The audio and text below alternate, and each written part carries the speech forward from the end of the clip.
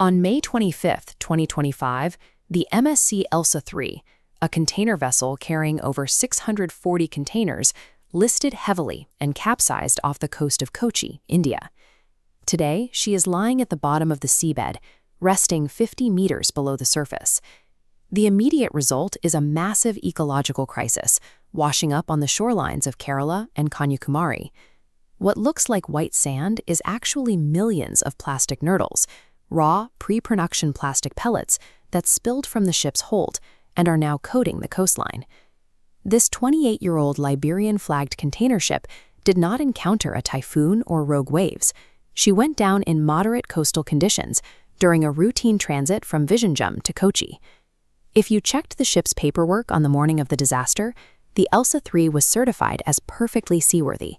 She held a valid safety management certificate from the Classification Society, Bureau Veritas, officially clearing her to sail until 2028. The vessel was operated by the Mediterranean Shipping Company, or MSC. They run a heavily utilized Kerala-Cochin shawl service and act as a major patron of the newly opened Vizhinjam port, where the Elsa III began her final voyage. Preliminary investigations by India's Directorate General of Shipping confirm that this casualty was a mathematical endpoint. The ship sank due to a cascading combination of mechanical failures and long-standing structural defects. We are going to perform a reverse forensic deconstruction of this casualty.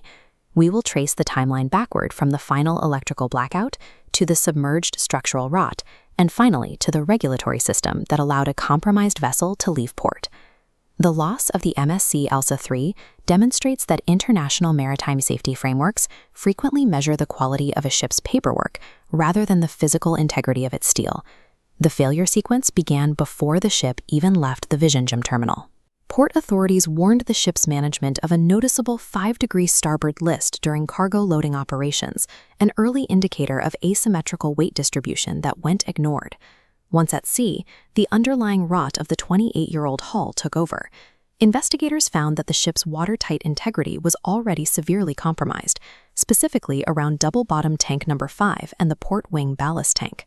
Seawater bypassed these barriers through a leaking manhole cover and a prominent crack in a weld seam. This allowed progressive floodwater to discharge directly into cargo hold number 4. In 2016, the vessel struck a bulk carrier off the coast of Yemen. The resulting damage to the hull was never comprehensively repaired, leaving the ship reliant on temporary fixes that eventually failed under operational stress. As water pooled inside the cargo hold, it introduced the free surface effect.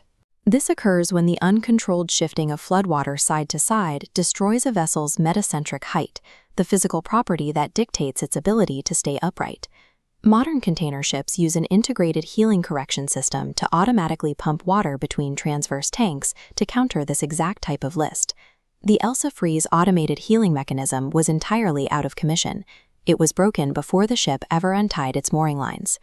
This graph visualizes a critical diagnostic window.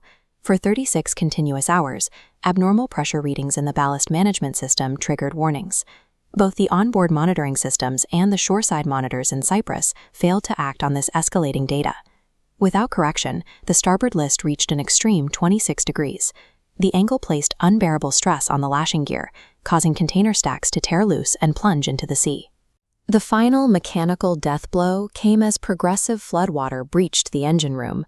This inundated the internal power generation systems, triggering a complete electrical blackout and killing the ship's remaining machinery.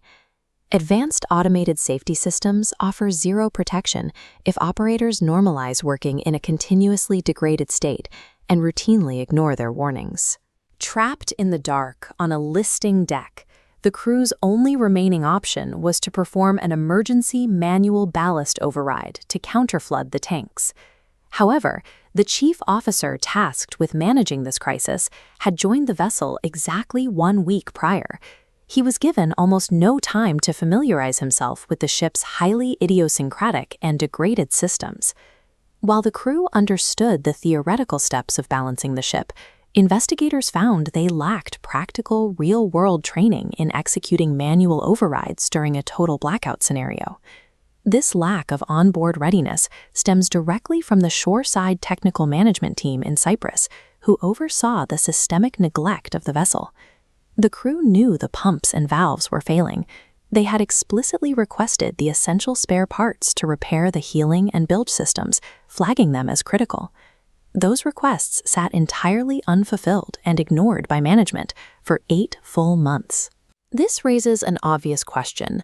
How does a vessel operating without fully functioning ballast pumps, an active leak, and broken alarms maintain its legal right to navigate international waters? The answer lies in what the industry calls conditions of class.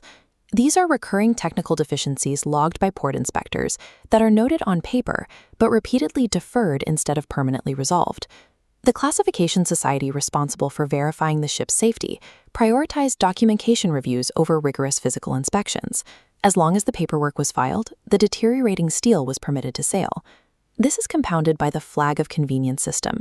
The Elsa III was registered in Liberia, owned by a German entity, operated from Cyprus, and chartered by a Swiss conglomerate. This labyrinthine ownership structure and culture of paper compliance are engineered features specifically designed to diffuse liability and insulate the parent company when their aging assets finally fail. When corporate liabilities finally fail at sea, the consequences are paid for by the local environment. As the Elsa III sank, ocean currents rapidly scattered her floating cargo, turning massive shipping containers into unguided kinetic hazards across the marine environment. Below the surface, the vessel released a highly toxic payload into the Indian Exclusive Economic Zone: 84 metric tons of diesel, 367 metric tons of furnace oil, and 22 tons of raw plastics. This page from the Marine Pollution Bulletin outlines the peer-reviewed environmental assessment of the spill. It maps the oceanic currents that carried the toxic fallout directly to the Kodamunai and Panavilai beaches along the Kanyakumari coast.